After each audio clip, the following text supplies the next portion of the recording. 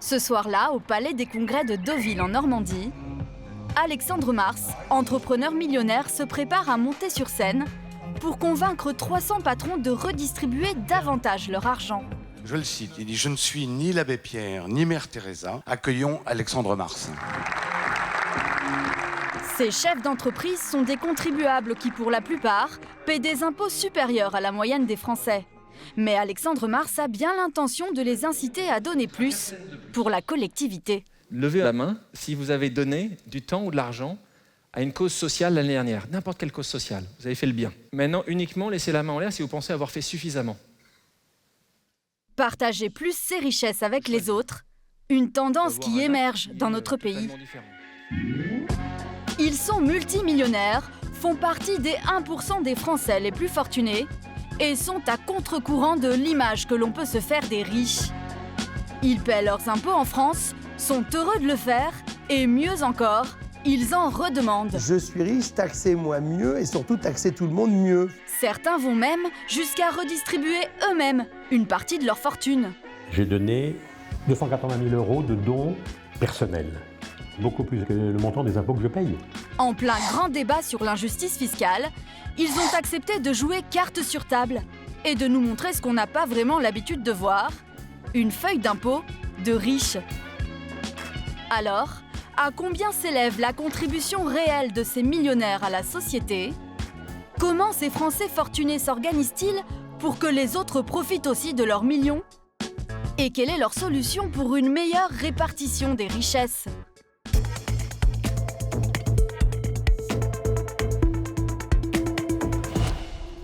Notre enquête commence avec une surprenante pétition qui circule sur Internet.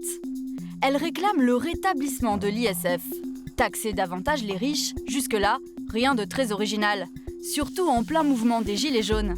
Sauf que le signataire est un riche lui-même. Pour le rencontrer, direction le Marais, quartier historique et touristique de la capitale. Il s'appelle Xavier de Namur. Bon appétit. Il est restaurateur et possède ici 5 cafés et bistrots, aux tables toujours pleines. Cette fameuse pétition, il l'a lancée il y a 4 mois. Je m'appelle Xavier de Namur. Je me fais un devoir d'interpeller nos responsables politiques pour définir une fiscalité moins injuste. Ce qui est important, c'est que les gens comprennent qu'il n'y a pas forcément des riches qui veulent tous se barrer ou éviter de payer l'impôt, défiscaliser et tout. Il est important de montrer qu'il y a des gens qui ont les moyens et qui veulent participer à l'effort national par l'impôt. On est d'accord avec vous. Vous dites quoi, monsieur? On est d'accord. Je suis d'accord avec lui. Pour le rétablissement de l'ISF. Sa pétition a convaincu jusque-là plus de 41 000 signataires. Donc vous, Xavier de Namur, vous êtes un riche Oui. qui dit « taxez-moi ». Qui dit taxez-nous tous ensemble bien comme il faut. Le restaurateur demande à être taxé davantage, mais combien paye-t-il d'impôts pour estimer que ce n'est pas suffisant? Avec 45 000 € de revenus mensuels, Xavier de Namur, divorcé, un enfant à charge, fait partie des 1% des Français les plus riches. De quoi lui permettre d'habiter tout près de ces restaurants, dans un quartier où le prix du mètre carré dépasse 12 000 €. Ça, c'est chez moi, c'est ma petite maison, mon petit appartement dans Paris. Petit? Ah oui, petit, non, c'est grand, c'est vrai. 140 mètres carrés, décorés par ses soins. Le restaurateur possède également un corps de ferme dans le sud de la France, pour lequel il rembourse tous les mois 8 000 € de crédit. Son plus gros poste de dépense. Pour le reste, être patron de bistrot lui confère quelques avantages. Voilà, ça c'est le frigo d'un restaurateur. Il n'y a rien. Je ne fais pas manger chez moi, je mange au restaurant. Enfin, je mange au restaurant 3 fois par jour. Moi, je travaille tout le temps. Et... Vous dépensez comment votre argent? Comment je dépense? Alors, de temps en temps, je dépense pas beaucoup en fait. Je voyage peu. Là, j'ai dû faire un voyage en 3 ans. J'étais à Lisbonne. J'ai pas de caprice de riche. J'ai pas envie d'une grosse. J'ai pas de Rolex. J'ai pas de Rolex. Pourtant, j'ai plus de 50 ans. Xavier de Namur dépense peu, mais il met volontiers la main au portefeuille quand il s'agit de payer ses impôts. En 2017, pour 530 000 € de revenus, il a payé 132 000 € d'impôts sur le revenu. Cette somme comprend une taxe réservée aux plus riches. Elle s'élève chez lui à 8 838 €. c'est la contribution exceptionnelle sur les hauts revenus. Instaurée en 2011, seuls 33 000 foyers fiscaux y sont soumis, quand les revenus dépassent 250 000 € par an et par personne. Mais ce n'est pas tout. Du fait de ses propriétés, Xavier de Namur paie aussi l'IFI, l'impôt sur la fortune immobilière, 7 000 €. Au total, ces impôts s'élèvent ainsi à 139 000 €. C'est moins que l'année précédente, car depuis, le restaurateur a bénéficié d'un cadeau fiscal qu'il n'avait pas demandé. Avant l'IFI, je payais l'ISF et en ISF, je payais beaucoup plus que le double, parce que je payais presque 17 000 €. Donc j'ai bénéficié de 10 000 € d'impôts en moins sur mon ISF. Et qu'est-ce que vous en avez fait de ces 10 000 €? Bon, rien de spécial. Rien, sont restés dans mes comptes.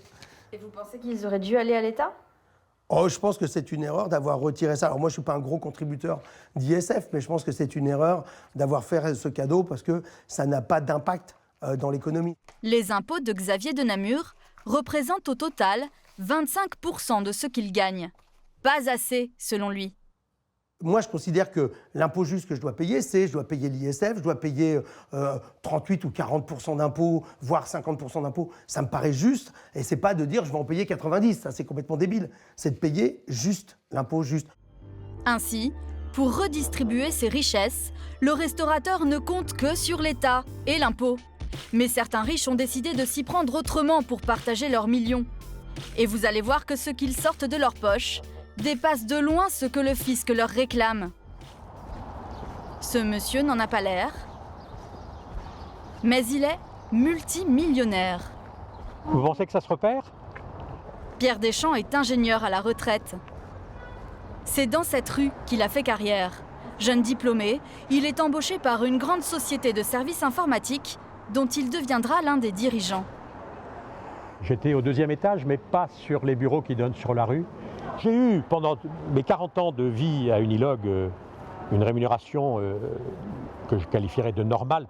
Mais quand j'étais devenu actionnaire de l'entreprise, le jour où on a vendu nos actions à une entreprise anglaise, j'ai touché un gros chèque. C'est quoi un gros chèque? Plusieurs dizaines de millions d'euros. Environ 60 millions d'euros, empochés d'un seul coup, il y a 14 ans. De quoi lui assurer une retraite plus que confortable. L'ancien ingénieur possède une maison de campagne dans le vignoble bordelais et 2 villas au Cap-Ferret, ainsi que des propriétés forestières héritées de son épouse, décédée il y a quelques années. Mais c'est à Paris, dans le 16e arrondissement, qu'il habite. Dans un appartement haussmannien de 245 mètres carrés. Vous vivez avec combien par mois?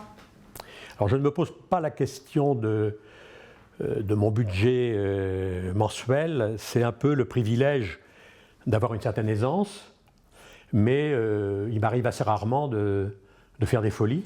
Quand on dispose d'un tel patrimoine et qu'on peut se permettre de vivre sans compter, à combien s'élève l'impôt que l'on paie?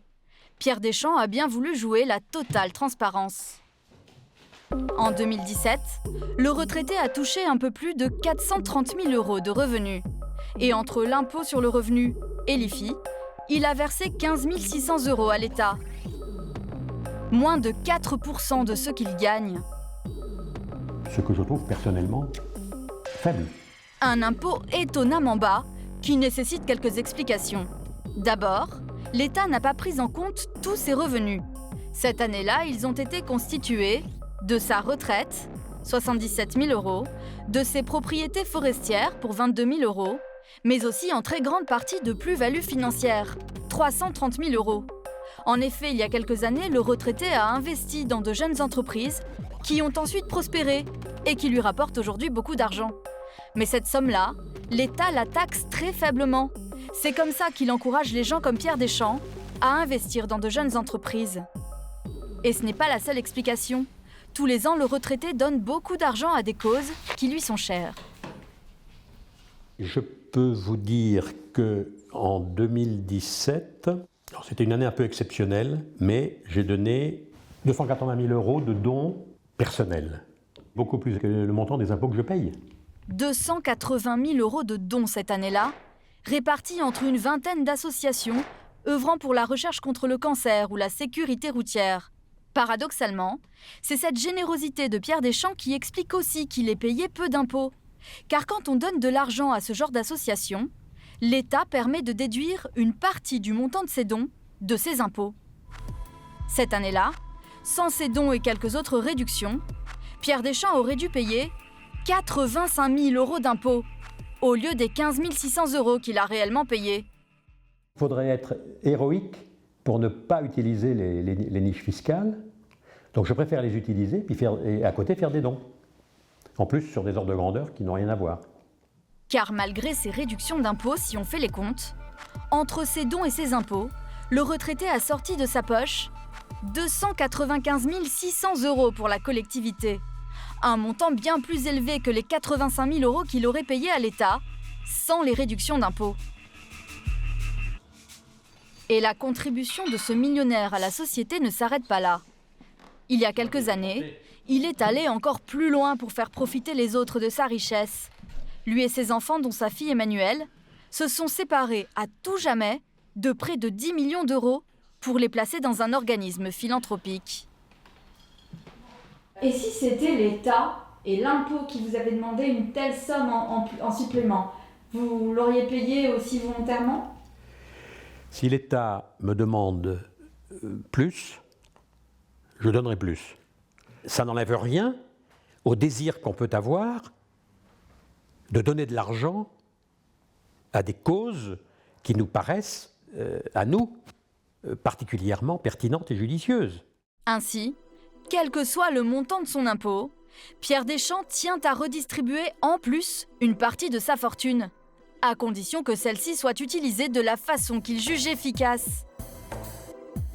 Donner aux riches les garanties nécessaires sur l'utilisation de leur argent pour qu'ils soient plus nombreux à mettre la main à la poche, c'est tout le pari d'Alexandre Mars, lui-même millionnaire. Personne ne me dit bonjour, c'est très calme. Hein. À 45 ans, c'est l'une des stars de la tech française. Le voici au début des années 2000. Il est l'un des premiers à miser sur les téléphones portables et les SMS publicitaires. On voit aujourd'hui 400 millions de SMS, c'est ce qui est échangé par mois en France. Donc on est sur des gros volumes. La revente de ces startups le rendront très riche. Sa fortune, l'entrepreneur à succès a décidé de l'utiliser pour inciter les autres à donner plus. Et pour ça, il a créé Epic, une entreprise à but non lucratif. Le principe d'Epic, c'est une organisation philanthropique, c'est une organisation qui combat les injustices au quotidien et qui nous permet, grâce au travail effectué, de changer la vie, la trajectoire des plus malchanceux, des malchanceux du premier jour. Le budget de cette société un peu particulière, c'est Alexandre Mars qui le fournit lui-même. Chaque année, il injecte plus de 2 millions d'euros de sa fortune personnelle pour financer la structure et ses 40 employés. Leur mission ? Mettre en lien des associations et entreprises à vocation sociale et les généreux bienfaiteurs qui les feront vivre. La raison pour laquelle les gens parfois hésitent à donner, c'est parfois parce qu'ils ne savent pas où cet argent va. Pour redonner confiance à ses potentiels donateurs, Alexandre Mars opère une sélection drastique des associations. Pour mieux comprendre comment, il nous emmène ce jour-là chez l'une d'entre elles. Elle fait partie des 29 organisations retenues sur les 4000 candidatures reçues et se trouve dans un quartier populaire du 20e arrondissement de Paris. Salut Fred. Salut. Alors, ça va? Frédéric Bardot est à la tête de Simplon, un réseau de 60 centres de formation comme celui-ci, répartis dans la France entière. Ici, décrocheurs scolaires et chômeurs viennent apprendre les métiers du numérique. On lutte contre un double gâchis, voilà, le chômage et les talents gâchés, et en même temps, les boîtes, elles cherchent des compétences et elles n'en trouvent pas. Donc c'est deux absurdités, donc on essaye de faire un truc bien avec deux trucs absurdes, voilà. Et tout ça gratuitement. Ce jour-là, une vingtaine de jeunes achèvent un cycle de 6 semaines de formation. C'est quoi ton site, raconte? Là, c'est la page d'accueil. Ce type de formation coûte environ 10 000 € par tête, financé par l'État, mais aussi par des donateurs privés.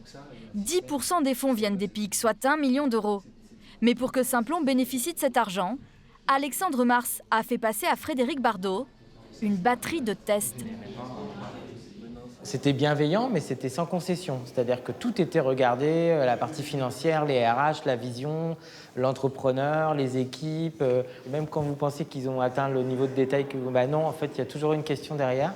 Donc c'était vraiment, c'était un sale quart d'heure qui a duré 3 mois. Pourquoi c'est si dur, Alexandre? En fait, c'est comme dans la vraie vie. En fait, si demain vous allez vouloir soutenir une entreprise quelconque, vous n'allez pas juste donner votre argent en espérant que tout se passe bien. Apporter des garanties sur la bonne utilisation de l'argent, c'est l'argument qui permet à Alexandre Mars de convaincre ceux qui en ont les moyens de donner en plus de leurs impôts. Car l'argent de l'État ne serait pas toujours bien utilisé. Ce soir-là, à Deauville, c'est en tout cas l'opinion de certains de ses patrons venus écouter le fondateur d'Epic. Mais tu donnes ce que tu veux. C'est toi qui décides en fait. Comme Hugues Soupari, l'une des 500 plus grandes fortunes françaises. Tout le monde a envie, quelque part, si on peut, de faire quelque chose de plus directement pour les gens. Parce que de notre côté, il y a quand même un certain nombre de gens qui pensent que les impôts ne sont pas complètement obligatoirement fléchés sur les bons endroits. Les dépenses de l'État ne sont pas bien contrôlées et donc une grosse partie de l'argent qui est versé en impôts sert à faire marcher le système et ne sert pas directement à payer les choses qui devraient être payées. En tout cas, chapeau pour ce que tu fais. Ouais, c'est adorable. Avec ses arguments, en 4 ans, Alexandre Mars a recueilli 15 millions d'euros. Alors, faut-il tordre le bras des riches avec une fiscalité plus sévère comme le réclament certains d'entre eux? Ou bien leur permettre de choisir la destination d'une partie de leur impôt au moment de leur déclaration pour que ces riches prêts à donner leurs millions ne soient plus des cas isolés, mais des précurseurs?